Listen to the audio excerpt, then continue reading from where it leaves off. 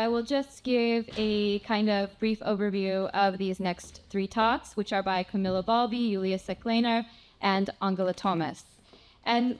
while there's little mention of Lucia Moholy in the first two talks in this coming session by Camilla Balbi and Secklehner, following in Karol Cesar's footsteps of leaving Lucia a little bit outside the frame, they nevertheless will provide important context for understanding her work from perspectives related to a history of photography in the interwar period that is more or less overlooked in this region,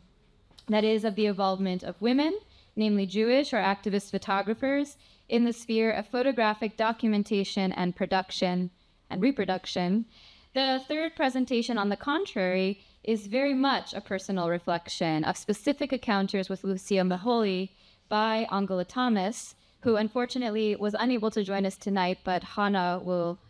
read her words to us, that bring great insight into the milieu in which she lived at the end of her life in Zurich. And there's a close correspondence between Angely Thomas's texts and the photographs on loan from her in the final exhibition chapter on Zurich. So if you haven't had a look, I hope you'll go visit or again see them with new eyes. All three talks suggest a level of community necessary for their subjects, that is, as women, as Jewish, as communist, as feminist, as artists, writers, editors, photographers, that correspond to Lucia Moholy's own life. In photographs by Lucia Moholy, we find this sense of community building as a way towards building a common visual language or shared set of social and aesthetic values. For instance, in her famous portraits from the Bauhaus in the 1920s, but also other contemporary schools of radical pedagogy and reform, namely at Schwarzerden and Lowland, which were sites in nature for women to live, love, and study together, that Moholy visited with her then husband, Laszlo Moholy-Nagy. And as well, later pictures from Zurich, held in the House Bill and on loan to the exhibition from Angely Thomas, likewise show how Moholy was embedded in a vibrant artistic milieu there until the end of her long life. And we also have this documented in what's by Giorgio Hoch and other aspects of that last chapter of the exhibition. Angely Thomas also outlines how she brought Moholy into burgeoning feminist circles in Zurich through meetings and magazine platforms.